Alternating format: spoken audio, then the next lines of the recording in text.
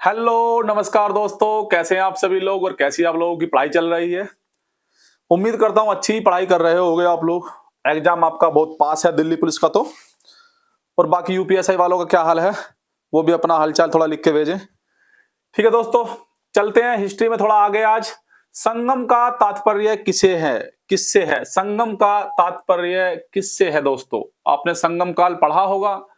तो संगम काल, जो संगम का तात्पर्य किससे है? कवियों की गोष्ठी से। तो किससे भैया? कवियों की गोष्ठी से है। किसका संगम का तात्पर्य? अगर आगे बात करते हैं दक्षिण भारत के आर्यकरण का श्रेय, जो दक्षिण भारत का आर्यकरण का श्रेय किसको दिया जाता है दोस्तों? तो दोस्तों कितने एग्जाम में पूछा गया है कि दक्षिण भारत का आर्यकरण किसने किया था? महर्षि अगस्त्य ने किया था।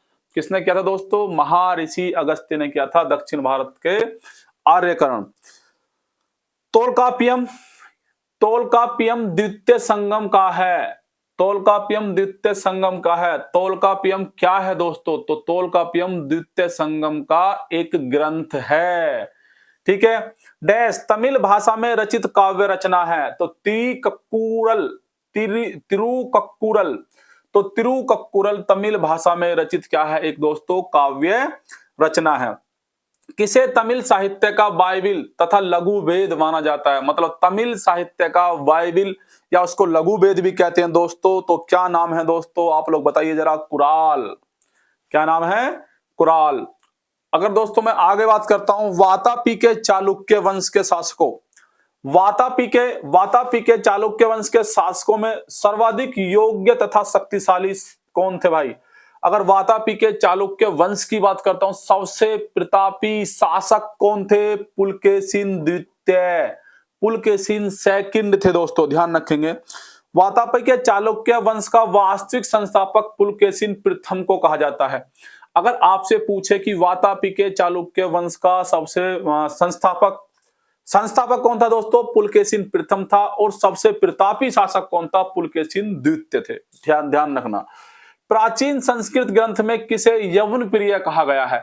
तो यवन प्रिय किसे कहा गया है? काली मिर्च को भाई संस्कृत में यवन प्रिय कहा गया है ग्रंथों में, ध्यान रखेंगे।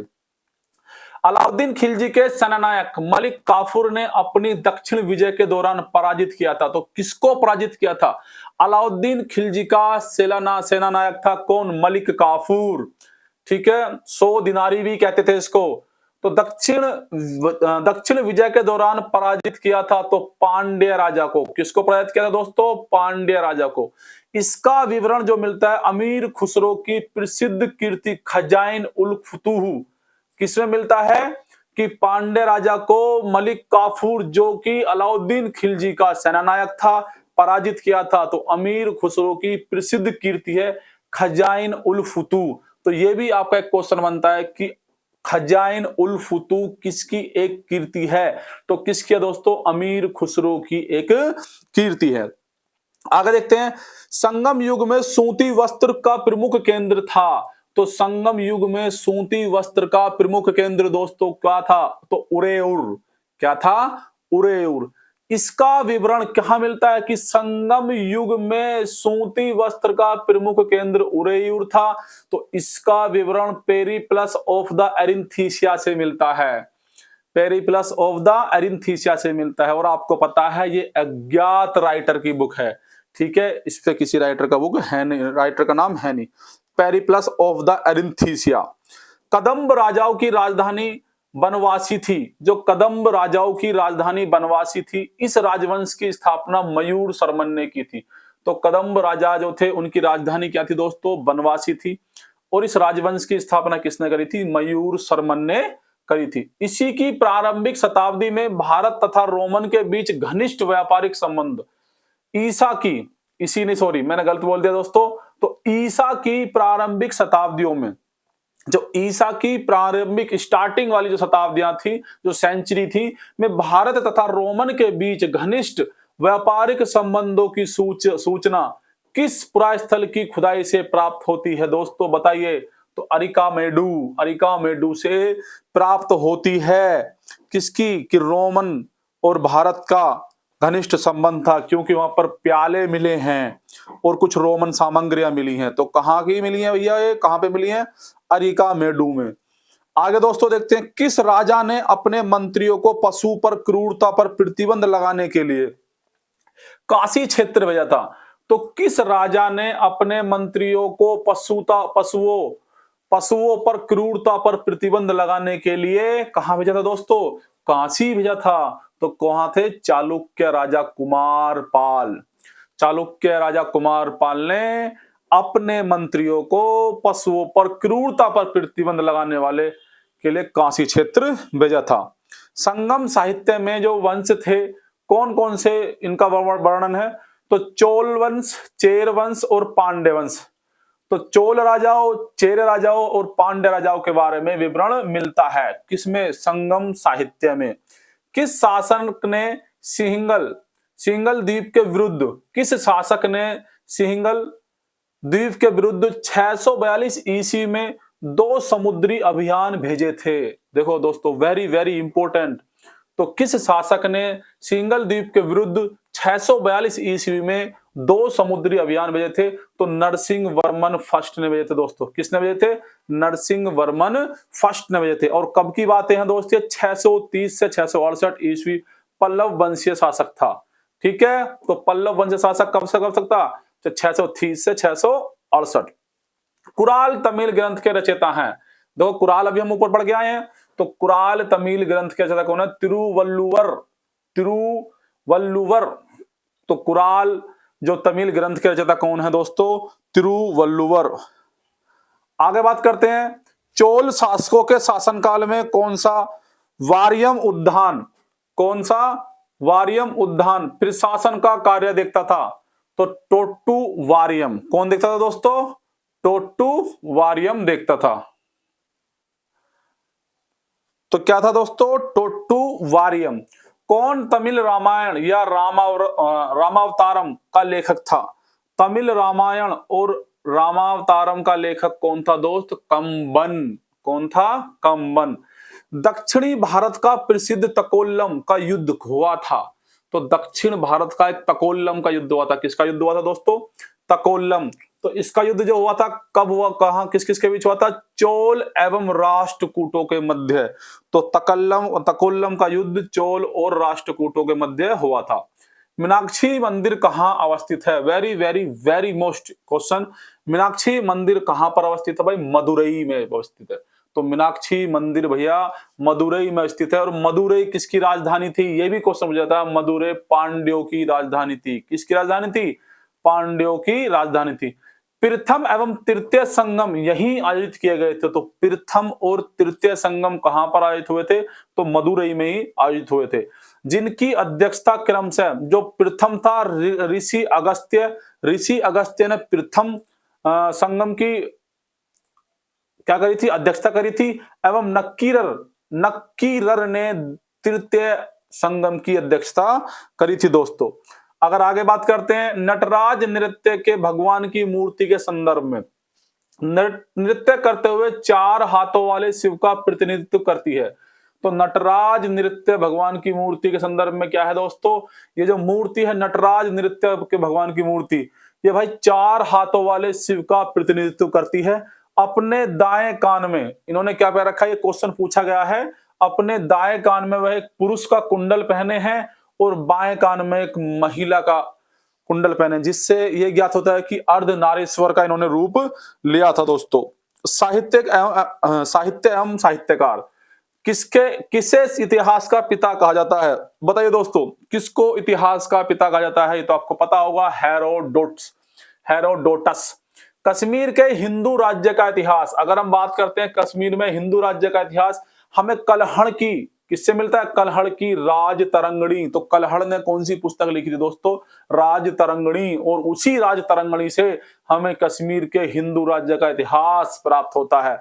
तो रचना किसने करी थी? कल्हड़ ने करी थी। राजा जयसिंह के शासनकाल में ये लिखी गई थी। 1128 से 1149 के बीच की ये बातें। गीत गोविंद के रचयिता कौन थे? बताइए दोस्तों, जो गीत गोविंद के रचयिता कौन थे? तो गीत गोविंद के रचयिता कौन थे? जयदेव। कौन थे दोस्तों? जयदेव। प्राचीन भारतीय पुस्तक पंचतंत्र के मूल लेखक कौन माने जाते हैं, बताइए। प्राचीन भारतीय पुस्तक पंचतंत्र के मूल लेखक कौन माने जाते हैं? विष्णु शर्मा माने जाते हैं। कौन माने जाते हैं दोस्तों? विष्णु शर्मा। मृच्छकटिकम की रचना की थी। मृच्छकटिकम की रचना किसने करी थी? शूद्रक ने करी थी मृच्छकटिकम की रचना। तो मृच्छकटिकम की रचना किसने करी थी दोस्तों? शूद्रक ने करी थी। दंडी, दंडी की रचना थी किसने की थी दोस्तों? दंडी की रचना थी किसकी थी? दंडी की रचना थी, ओ सॉरी, ये दंडी एक व्यक्ति का, दंडी की रचना कौन सी थी? तो 10 कुमार चरितम। तो 10 कुमार चरितम दंडी की रचना थी। दोस्तों पूछ सकता है कि 10 कुमार चरितम किसकी रचना थी दोस्तों? तो दंडी की रचना थी। ऐसे ही मैंने कुछ रचनाएं नीचे लिख रखी हैं, जैसे कि अष्टाध्यायी। अष्टाध्याय किसकी रचना थी दोस्तों? अष्टाध्याय पाणिनि की रचना थी। महाभाष्य पतंजलि की रचना थी। निरुक्त यास्क की रचना थी। निरुक्त किसकी रचना थी दोस्तों? यास्क की रचना थी। महाभाष्य किसकी थी? पतंजलि की थी। अष्टाध्याय किसकी थी? पाणिनि की थी। और वार्तिक, वार्तिक किसकी रचना थी? तो कात्यायन किसकी रचना थी दोस्तों? कात्यायन की रचना थी। आगे दोस्तों बात करते हैं, कुछ राजा दे रखे हैं एक तरफ और एक तरफ मैंने कुछ कवि लिखे हैं। ये इंपॉर्टेंट है दोस्तों, किसी ना किसी एग्जाम पूछे गए हैं।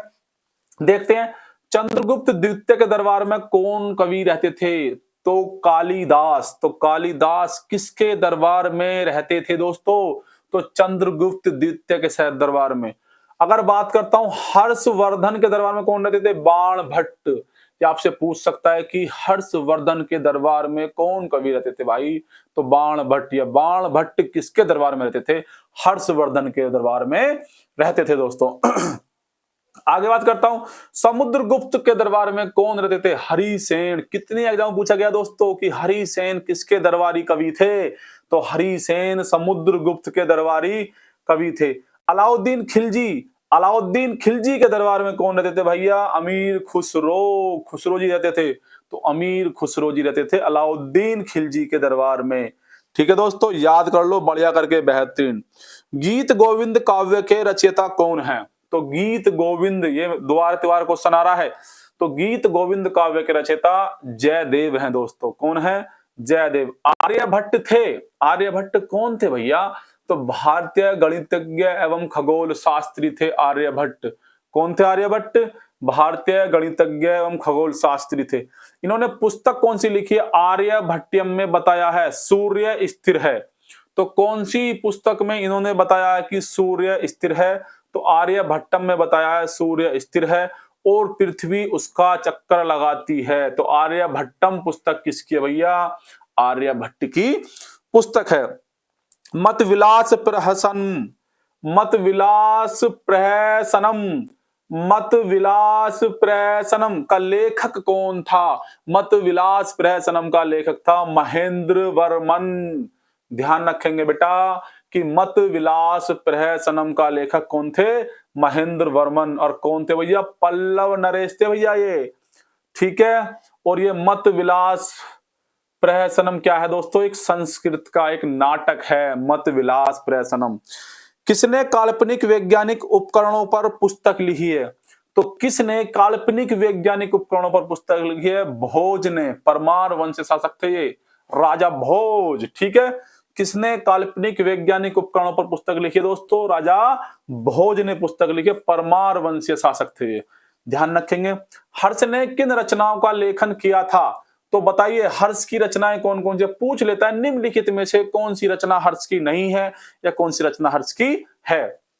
तो प्रियदर्शिका लिखी है हर्ष ने, नागनंदा लिखी है और रत्नावली। प्रियदर्शिका, नागनंदा और रत्नावली हर्ष की क्या है? ये रचनाएं हैं दोस्तों। ठीक है दोस्तों, ये तो खत्म हो गया। तो आज के लिए दोस्तों हिस्ट्री इतना ही।